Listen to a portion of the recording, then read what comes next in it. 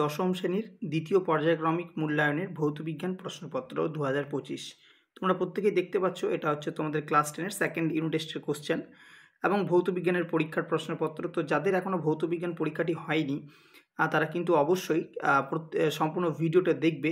এই ভিডিওতে আমি তোমাদের প্রশ্নপত্রের সাথে যে সমস্ত ছোট প্রশ্নগুলি রয়েছে অর্থাৎ এমসিকিউ বা এসিকিউ সেই প্রশ্নগুলি কিন্তু তোমাদের সামনে উত্তর করে দেখাবো এবং তোমাদের বড় প্রশ্নগুলো তুলে ধরবো যেগুলো ইম্পর্টেন্ট হবে তোমাদের যে পরীক্ষাটি হবে ভৌতবিজ্ঞানের সেকেন্ড ইউনিট টেস্টে সেই পরীক্ষার জন্য। সুতরাং তোমরা কিন্তু ভিডিওটি কোথাও স্কিপ করবে না। তোমরা পারলে অবশ্যই কিন্তু পরীক্ষার আগে এই প্রশ্নপত্রটি ভালোভাবে করে যাবে। এটা আমার সাজেশন নয়, এটা হচ্ছে একটা প্রশ্নপত্র যেটা তোমাদের সামনে তুলে ধরছি তোমাদের সুবিধার্থে। তো প্রথম দেখো তোমাদের থাকছে 1 নম্বরের 8টি এমসিকিউ প্রশ্ন। ঠিকই আছে। প্রথম প্রশ্ন আছে বাষ্প ঘনত্ব ডি এবং আণবিক গুরুত্ব এম এর মধ্যে সম্পর্ক কি? আমরা জানি যে সূত্র কি হয় এম ইকুয়াল টু 2d, আণবিক ভর ইকুয়াল টু 2 গণিত বাষ্প ঘনত্ব, অর্থাৎ দ্বিতীয় অপশনটা হবে। 2 নম্বর প্রশ্ন উষ্ণতা বৃদ্ধিতে দোলক ঘড়ি ফাস্ট যায়, স্লো যায়, কোনো পরিবর্তন হয় না, বন্ধ হয়ে যায়। এটা মনে রাখবে, যখন উষ্ণতা বৃদ্ধি করা হয় তখন দোলক ঘড়ি খুব স্লো যায়, ধীরে ধীরে, কারণ উষ্ণতা বৃদ্ধির ফলে দোলক ঘড়িটার বৃদ্ধি হয়ে যায়। ঠিক আছে, যে কাঁটাটা থাকে না লম্বা মতো, সেটা দৈর্ঘ্যে বৃদ্ধি ঘটে, দৈর্ঘ্য প্রসারণ হয়, যার ফলে এটা স্লো যায়। ঠিক আছে। আচ্ছা, এরপর দেখো 3 নম্বর প্রশ্ন যে পরিবাহীতে আধান বাহক হিসাবে কাজ করে কে যায়?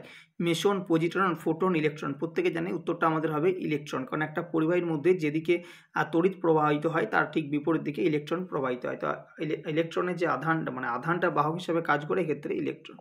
ঠিক আছে। আচ্ছা, এবারে হচ্ছে 4 নম্বর প্রশ্ন অধিক মাত্রায় তড়িৎ পরিবাহী পদার্থটি কি?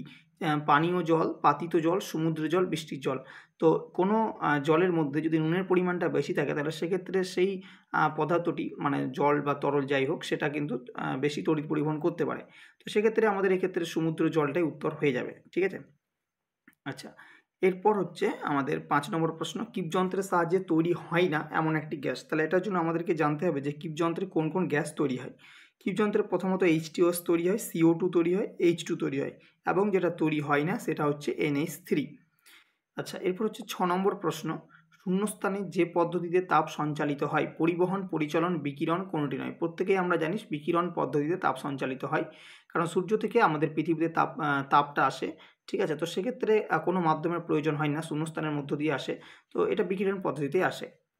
7 নম্বর প্রশ্ন তড়িৎচালক বলের সঙ্গে নিচের কোন ভৌত রাশিটি সঙ্গতিপূর্ণ? বল, ভরবেগ, ত্বরণ, শক্তি। উত্তরটা হবে শক্তি।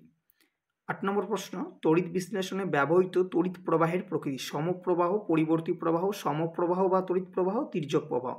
তো তড়িৎ বিশ্লেষণে যে তড়িৎ প্রবাহ ব্যবহার হয়, তড়িৎ প্রবাহ, সেটা হচ্ছে ডিসি। ঠিক আছে, ডিসি অর্থাৎ সমপ্রবাহ, ডাইরেক্ট কারেন্ট। তো আমাদের উত্তরটা হয়ে যাবে সমপ্রবাহ ব্যবহৃত হয়।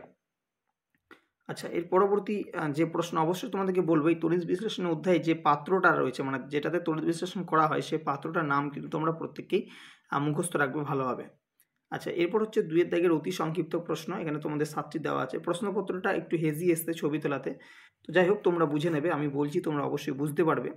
2 দাগের অতি সংক্ষিপ্ত প্রশ্নের উত্তর দিতে হবে। 7টা প্রশ্ন আছে। প্রথমেই যে প্রশ্নটা আছে যে 36 গ্রাম জল তৈরি করতে কত গ্রাম হাইড্রোজেন প্রয়োজন। তো এই অঙ্কটা আমরা কীভাবে করব? দেখো, আমরা জানি জল তৈরি করতে হাইড্রোজেন এবং অক্সিজেনকে যুক্ত হতে হবে। তো হাইড্রোজেন প্লাস অক্সিজেন যেটা তৈরি হয় সেটা হচ্ছে জল তৈরি হয়। এবার এখানে যেটা প্রশ্ন দিয়েছে যে 36 গ্রাম জল তৈরি করতে কত গ্রাম হাইড্রোজেন বা অক্সিজেন, কত গ্রাম হাইড্রোজেন প্রয়োজন। ঠিক আছে। আচ্ছা, তাহলে এখানে আমাদেরকে যেটা বের করতে হবে সেটা হচ্ছে হাইড্রোজেন। তো হাইড্রোজেন আর অক্সিজেন যুক্ত হয়ে যেটা তৈরি হচ্ছে সেটা হচ্ছে আমাদের জল, তাই তো? তাহলে এবার হাইড্রোজেন প্লাস অক্সিজেন এই দুটো মিলে তৈরি হচ্ছে H2O। এবার এখানে আমাদেরকে ব্যালেন্সটা করতে হবে। দেখো, হাইড্রোজেন দুই দিকে আছে এবং অক্সিজেন দুটো আছে, তাহলে আমাকে এখানে হাইড্রোজেন আগে একটা 2 লাগাতে হবে। 2 যদি আমি লাগিয়ে দিই, দেখো বাঁ দিকে যেটা রইলো সেটা হচ্ছে 4টে হাইড্রোজেন, এদিকেও 4টে হাইড্রোজেন, এদিকে 2টো অক্সিজেন, এদিকে 2টো অক্সিজেন, ব্যালেন্স হয়ে গেছে। এবার আমাকে বলেছে জল তৈরি করতে হবে আর কত গ্রাম হাইড্রোজেন। তাহলে আমাকে হাইড্রোজেন আর জল এই দুটোর ভর বের করতে হবে। তাহলে হাইড্রোজেনের ভর আমরা জানি 2 1 কে 2, 2 ইন্টু 1, মানে এটা হচ্ছে তোমার 2 1 কে 2, 2 দুগুণ হচ্ছে 4।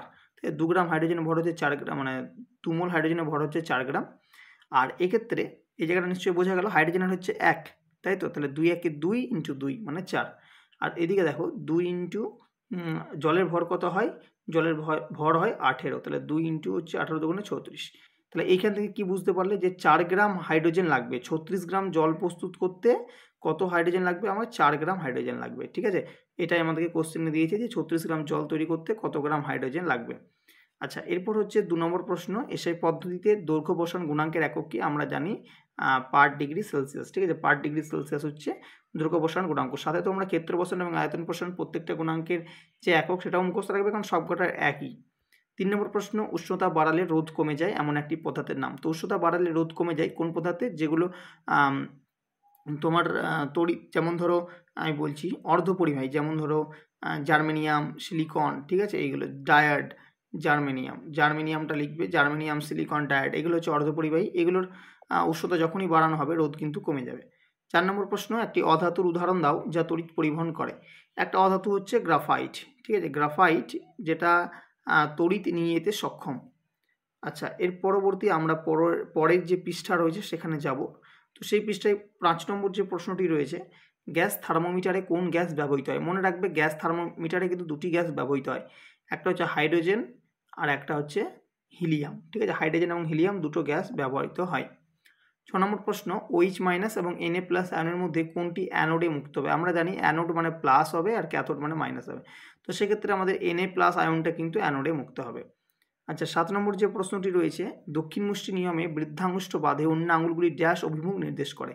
তো এটা হবে চৌম্বক ক্ষেত্র। ঠিক আছে, চৌম্বক ক্ষেত্রের অভিমুখ নির্দেশ করে। আর বৃদ্ধাঙ্গুষ্ঠটা কি করে না, তড়িৎ ক্ষেত্রের যে অভিমুখ সেটা নির্দেশ করে, আর বাকি আঙুলগুলো চৌম্বক ক্ষেত্রের অভিমুখ নির্দেশ করে। এই ছিল তোমাদের শর্ট প্রশ্নগুলির সমাধান। এবার দেখে নাও তোমরা যে প্রত্যেক 2 নম্বর এবং 3 নম্বরে কী কী প্রশ্ন এসেছে, যাতে তোমরা পরীক্ষার আগে প্রিপারেশন নিয়ে যেতে পারো। তো প্রথমে তোমাদের সংক্ষিপ্ত প্রশ্নের উত্তর দিতে বলেছে 2 নম্বর করে, এখান থেকে 8টা করতে হবে, তোমাদের 10টা দেওয়া আছে, যে কোনো দুটো তোমরা বাদ দিতে পারো। প্রথম প্রশ্ন, রাসায়নিক সমীকরণ কাকে বলে? 2 নম্বর প্রশ্ন, দ্বিধাতব পাতকে উত্তপ্ত করলে সেটি বেঁকে যায় কেন? 3 নম্বর প্রশ্ন, কেটলির হাতলে বেত জড়ানো থাকে কেন? 4 নম্বর প্রশ্ন, কোনো বিন্দুর তড়িৎ বিভব কাকে বলে? 5 নম্বর প্রশ্ন, পরিবাহীর রোধ কী কী বিষয়ের উপর নির্ভরশীল? 6 নম্বর প্রশ্ন, ফিউজ তারের দুটি বৈশিষ্ট্য লেখো। 7 নম্বর প্রশ্ন, তড়িৎ বিশ্লেষ্য বলতে কী বোঝো? 8 নম্বর প্রশ্ন, H2S দ্বারা সম্পৃক্ত জলকে খোলা বাতাসে রাখলে ঘোলা হয়ে যায় কেন? 9 নম্বর প্রশ্ন, ওলিয়াম কাকে বলে? 10 নম্বর প্রশ্ন, অ্যাম্পিয়ারের সন্তরণ নিয়মটি লেখো। দেখো এখানে প্রত্যেকটা প্রশ্ন কিন্তু অত্যাধিক সহজ এবং সরল করেছে। ঠিক আছে, একদমই সহজ প্রশ্ন করেছে, মানে সরল সাধারণ যে প্রশ্নগুলি হয় সেরকম করেছে। ভৌতবিজ্ঞানের একটু যে ক্রিটিক্যাল প্রশ্নের ব্যাপারটা সেখানে কিন্তু এই প্রশ্নপত্রে করা হয়নি। 4-এর দাগে দেখো প্রশ্ন 3 নম্বর আছে, তোমাদেরকে এখানে 3টে করতে হবে। প্রথম প্রশ্ন, একটি লোহার খণ্ডকে আর্দ্র বায়ুতে রাখলে তার ভর বেড়ে যায়, এক্ষেত্রে ভরের সংরক্ষণ ঘটছে কি? অথবা দিয়ে আছে, কোনো তরলের আপাত ও প্রকৃত প্রসারণ গুণাঙ্কের মধ্যে কোনটি তরলের নিজস্ব ধর্ম এবং কেন? 2 নম্বর প্রশ্ন, কাঁচের বোতলের মুখে গরম জল ঢাললে আটকানো ধাতব ছিবি আলগা হয়ে যায় কেন? অথবা বার্লোর চক্রের কার্যনীতি সংক্ষেপে ব্যাখ্যা করো। মানে একদম সাধারণ কোশ্চেন দিয়েছে এটা। 3 নম্বর হচ্ছে, তরল হাইড্রোজেন ক্লোরাইড তড়িৎ পরিবহনে সক্ষম নয়, কিন্তু গলিত সোডিয়াম ক্লোরাইড তড়িৎ পরিবহনে সক্ষম, ব্যাখ্যা করো। অথবা দিয়ে আছে, পরীক্ষাগারে N2 গ্যাসের প্রস্তুতি ক্ষেত্রে কী কী সতর্কতা নেওয়া দরকার। তো এই ছিল আমাদের সম্পূর্ণ ক্লাস 10-এর সেকেন্ড ইউনিট টেস্টের ভৌতবিজ্ঞান পরীক্ষার প্রশ্নপত্র। একদমই সরল সাধারণ প্রশ্নপত্র। এর পরবর্তী ভিডিওতে আমরা যে স্কুলের ভৌতবিজ্ঞানের প্রশ্নপত্রগুলি পাবো সেগুলো তোমাদের MCQ এবং SCQ সমাধান করে তোমাদের সামনে তুলে ধরবো, যাতে তোমাদের অনেকখানি সুবিধা হতে পারে। তো কেমন লাগলো ভিডিওটি অবশ্যই কমেন্টে জানাবে, এবং যদি কোনো প্রশ্নের উত্তর ভুলবশত ভুল হয়ে থাকে তাহলে সেটা কিন্তু কমেন্টে জানিয়ে দেবে, যাতে সেটা সংশোধন করা যায়। ঠিক আছে, তবে ভিডিওটা কেমন লাগলো অবশ্যই জানিও। আর আমাদের চ্যানেলে যদি নতুন দর্শক হয়ে থাকো, যারা আমাদের চ্যানেলে আজকে নতুন এসে ভিডিও দেখছো, অবশ্যই কিন্তু সাবস্ক্রাইব করে যেতে একেবারেই ভুলবে না। আজকের ভিডিও তবে এখানেই রাখি।